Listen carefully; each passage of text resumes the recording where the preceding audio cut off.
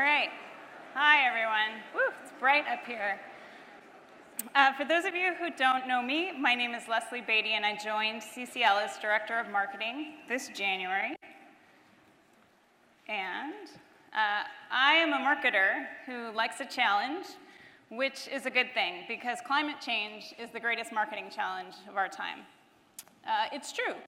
Now, if you think about it, we heard this morning, we could solve climate change, right? We have the tools, we know how to do it, but we haven't yet. And that's because people, right? People are complicated. We're emotional. We're not rational. And to solve climate change, we need to be alarmed enough to be motivated, but not so alarmed that we go diving down into the deep abyss of despair, or we push it in the back of the closet and put our shoes on top of it. And so it's complicated and it's hard. And that's where marketing comes in. So there are, fortunately, a lot of frameworks and tools and case studies that marketing gives us that we can use to help figure out some of the communication aspects of our challenge. And while it's true that a lot of these tools were developed in the service of for-profit things like selling shoes and breakfast cereal, there's really no reason that we shouldn't also use them to solve the greatest marketing challenge of our time. Okay, in short, to solve climate change, we're going to need a great brand. Okay, what do I mean by brand? A brand is the deepest articulation of ourselves to a specific audience about our unique value to them. Okay? I didn't know there's a build. A great brand answers 4 questions. The first is, why do we exist? Who do we serve? How do we serve uniquely? And what do people who interact with us gain from serving with us? These 4 questions are really important. Okay, they're the basis to everything. Once we know the answers to these questions, everything becomes a lot easier. So how we're going to look, what we're going to say, all of those things stem from our answers to these 4 questions. And I like these 4 questions for a couple reasons. The first is that the answers demand focus, right? So the answers to these questions are a single sentence. They are not a laundry list or a paragraph. They are hard to figure out. And 2, I like that 2 of these questions are about us, right? Why do we exist and how do we serve? And the other 2 questions are about the people we're trying to reach, right? Who do we serve and what do they gain from working with us? And that's a really important piece about a brand. A brand is both looking inward to see who we are, but it's also a deep understanding of who we're talking to and the audience we're trying to reach.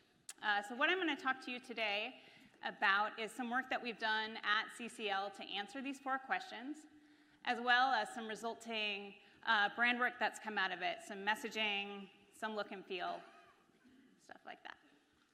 Okay, it's important to note that we are well on our way. We are not starting from scratch, right? We know who we are and what we're trying to do.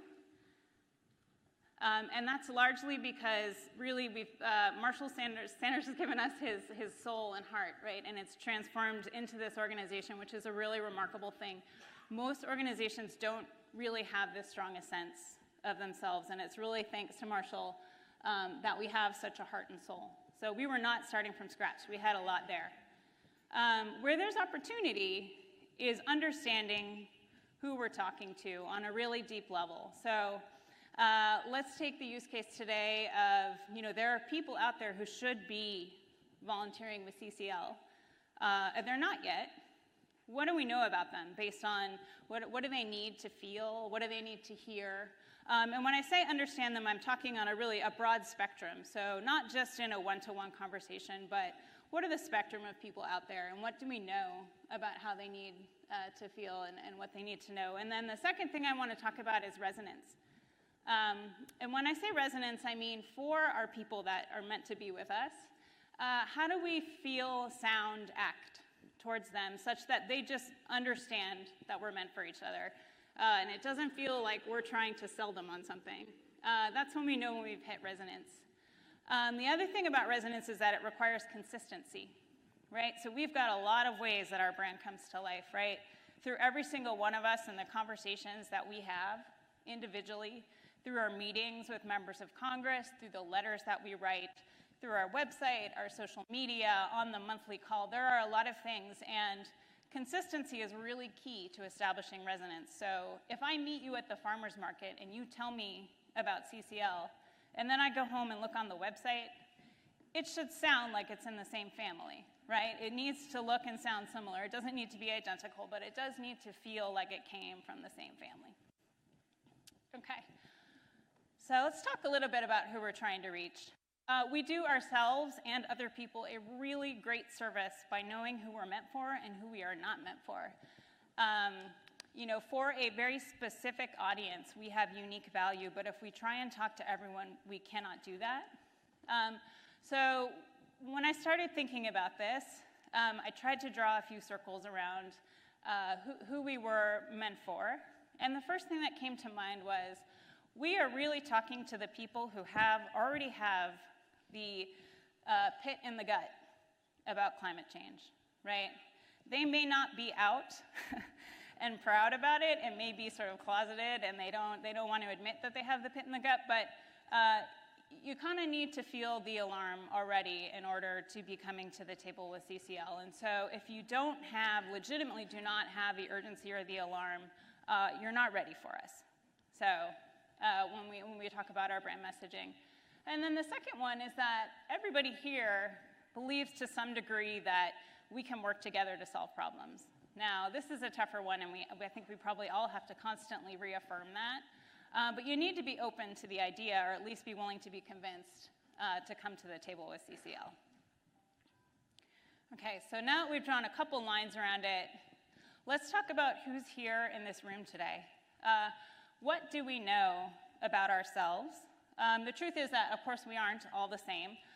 We did a bunch of research, so a lot of in-depth interviews with CCL volunteers, but also people who are active in the environment who aren't with CCL, people who are concerned about the environment but not active at all, to try and understand a little bit better how do people differ in terms of how they need to feel and what information they need from us to feel that way.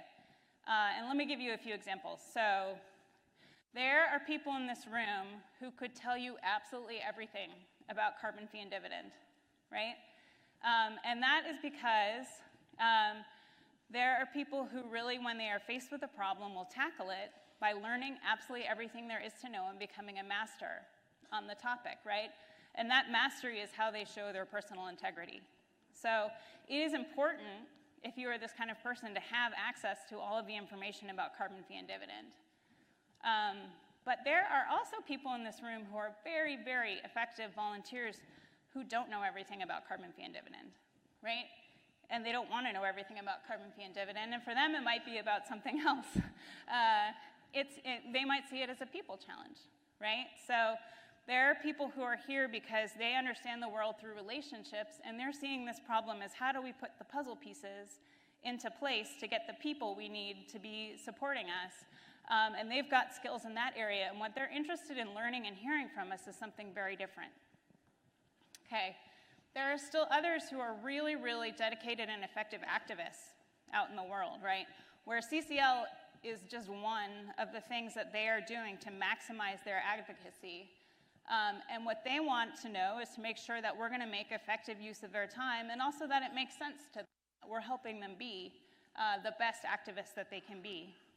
And there's still others where we have a bunch of students who are just coming into their own and trying to figure out where they fit, right? And they appreciate the support they get from us, but they also want access to all of the training and tools that they can use to develop their skills. Okay, so not everyone is the same, and so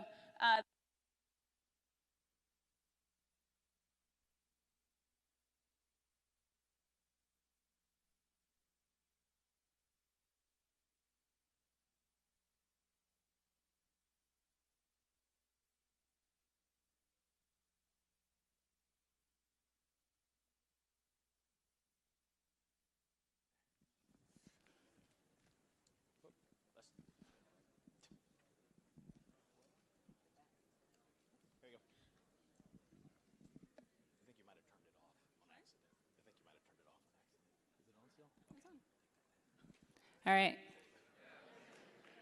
Okay.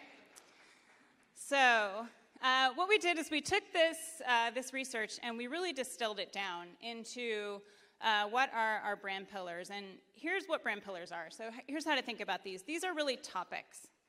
These topics are the things that rise to the top when we talk to CCL volunteers about why are you really here and why do you stay and what matters most to you. Okay, they are not talking points, so I'm not asking anyone to memorize what's on the screen, but they are sort of the guardrails for what you're going to talk about. And let's take these one by one. So the first brand pillar is big solution. Right, so we stay focused on a national legislative solution that will reduce America's emissions fast. This is a big deal, right? This is real emotional relief for people who are in pain because they're worried about a problem and they don't think that there's anything that they can do to solve it. Okay, so all of the talking points about our solutions roll up under that bucket. The second one is relationship driven.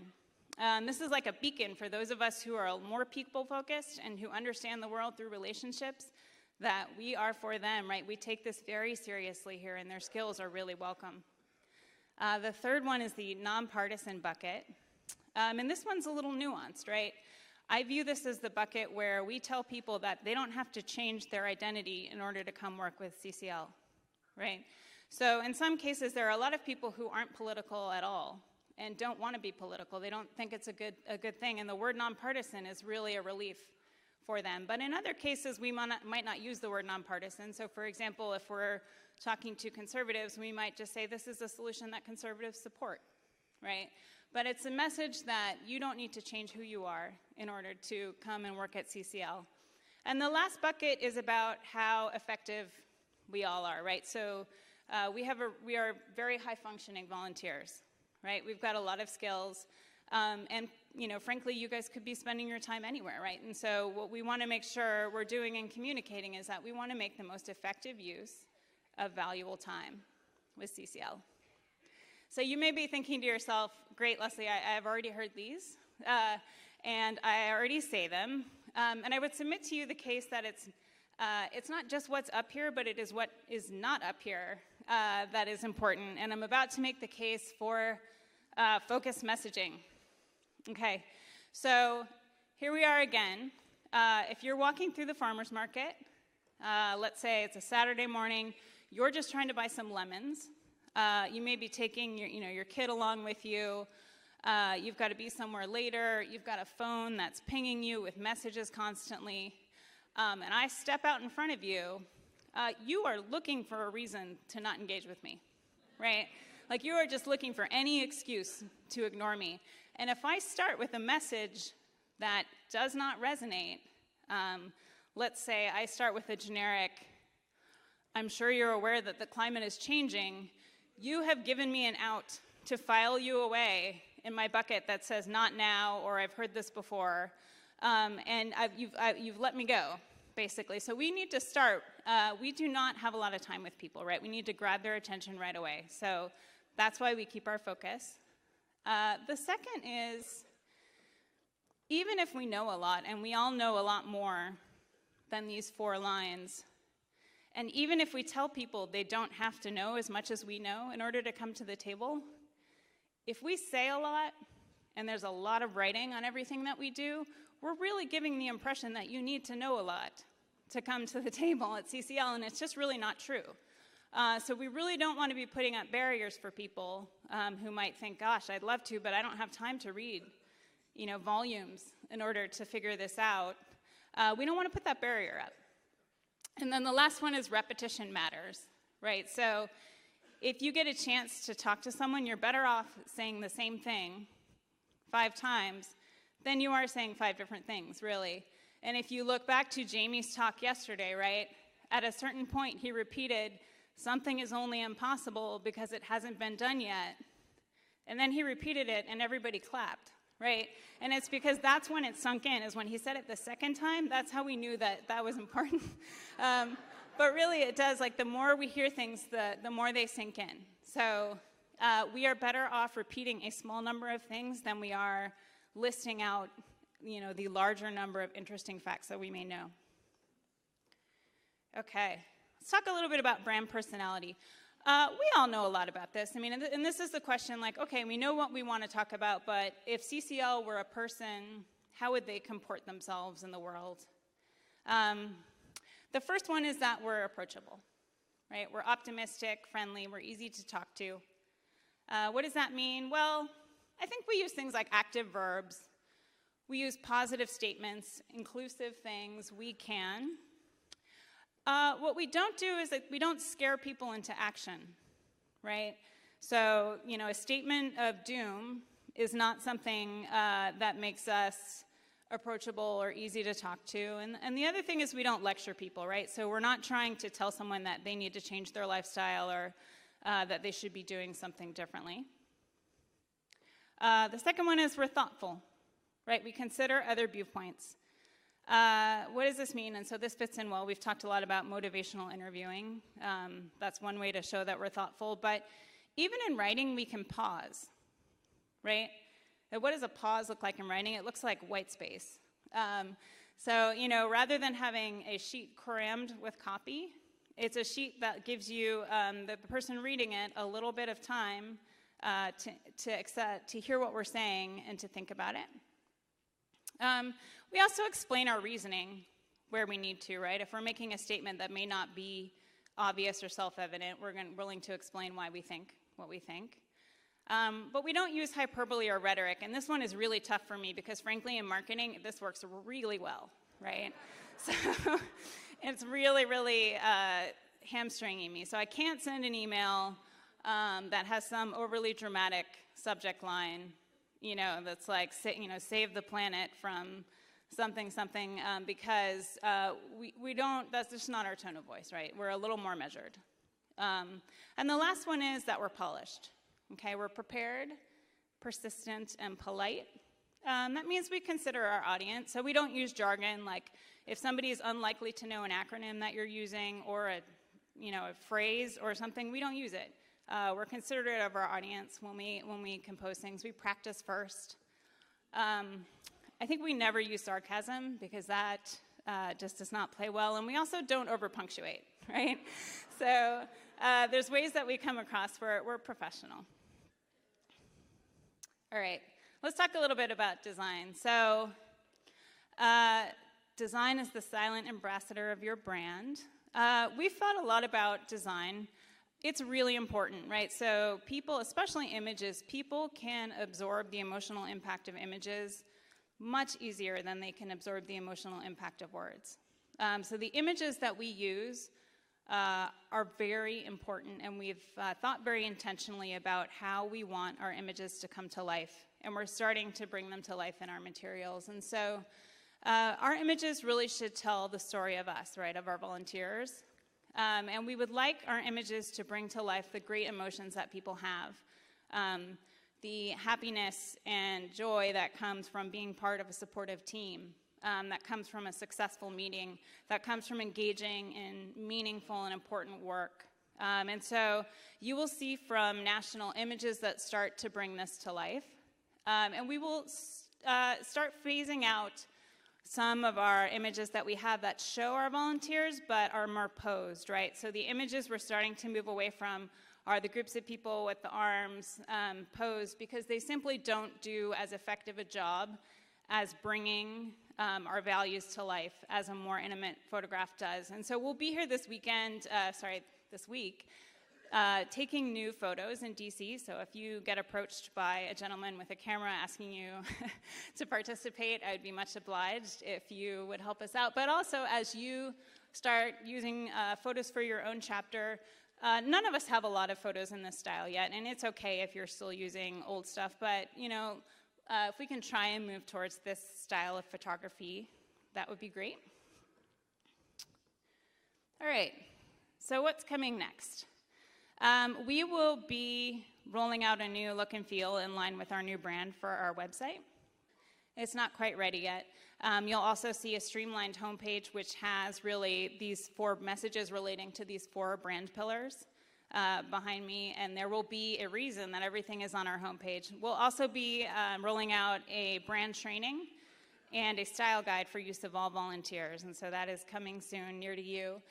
Just in general, you'll start seeing our strategy appear in CCL's marketing materials. So I hope that you guys like it and that it makes sense to you, and we look forward to more. Thank you.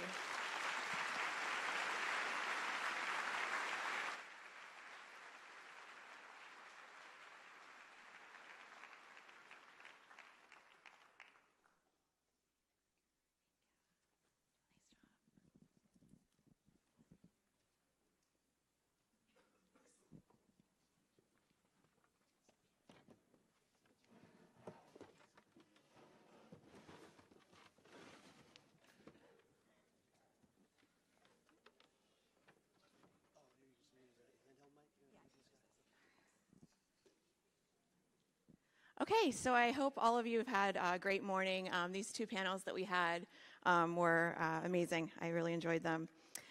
So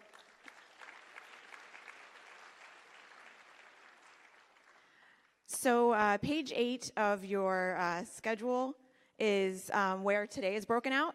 So we're going to go to lunch in just a couple of minutes, and we're going to ask all of you to be back before 1:30, because at CCL, like Lesley just talked about our feel and our values, we always start on time and we're going to end on time. And so sharing a picture of Murphy yesterday made me homesick for my animals. So I'm going to ask you to make a promise or take an oath that you'll be in your seats today at 1:30 for your breakout sessions. So please help me out there. Mark, I have asked them to do this, so I think it's on them now. So, all right, so the breakouts are on page 9. The descriptions are on page 12 through 14. And after the final breakout, which will end on time at 5 p.m., like we promised, we'll reconvene here in Regency at 5:15. And so we're going to have our closing session with Representative Delaney from Maryland. And in your program, it had Representative Deutsch. He has another commitment, is not going to be back in D.C. at this time. So we're really, really grateful that on such a short notice that Representative Delaney will be joining us at 5:15. You do not want to miss his remarks. After his remarks, we will go to dinner. And I just want to point out, too, that those of you who are meeting leads, you need to pick up your constituent letters to drop off to your meetings, and you need to do that by 5 p.m. tonight. And that's in the forum room, which is by the Shoeshine station, just past it down the hall.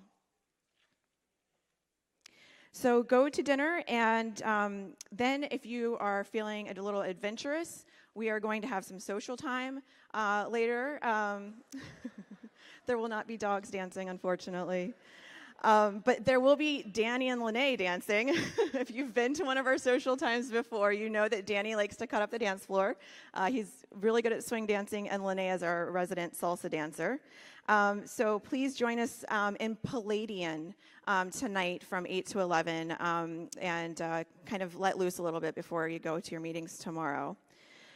Tomorrow, we're going to ask you to arrive by 8 a.m. at the Capitol so that we can take our group picture at 8:15. That way that everyone can get off to their meetings on time. And make sure you're wearing your lobbying best tomorrow. As Danny says, to be taken seriously in D.C., you need to dress seriously. You'll see everybody on the Capitol. There'll be 1,200 of us on the paved side with the fountain, not the grassy side. All right, so I know everyone's going to be full of adrenaline after tomorrow's lobbying, so we're going to have a nice little reception back here at the hotel afterwards. I hope most of you can attend that. Really cool news, we're going to have our reception in this room tomorrow night because we have a lot of people and we've been squeezed in like sardines in past years. So we're going to have a lot of space tomorrow night for our reception in this room. It's going to be really fun.